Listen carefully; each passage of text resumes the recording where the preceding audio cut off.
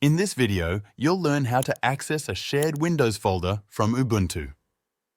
This will fix the permission-denied error you might see when trying to mount a network folder with cifs or SMB. First, open your terminal. You need to make sure that a package called cifs-utils is installed. This allows Ubuntu to connect to shared folders using the SMB protocol. Type this command: sudo apt install cifs-utils. Type your password when asked and let the installation finish. Next, make a local folder.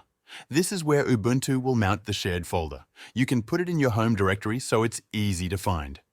Run this command. emcdir tilde shared now, you're ready to connect to the shared folder. Use the mount command like this: sudo mount tcifs /IP address or hostname sharename tilde shared, username =, your username, password =, your password, vers =3. 0. Let's break this down. The part //IP underscore address or hostname sharename is the path to the shared folder on the remote machine. Replace it with the actual IP address or computer name and the name of the shared folder. Replace your username and your password with your actual login details for the shared folder.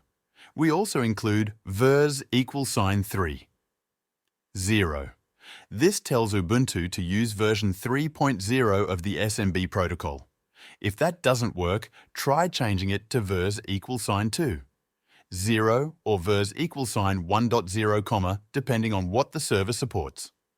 Once the command runs, go to your file manager and open the shared folder in your home directory. You should now see the contents of the remote folder. To disconnect when you're done, use this command: sudo umount ~shared. That's it. You've just mounted a shared folder with minimal steps, without editing system files and without rebooting. Thanks for watching.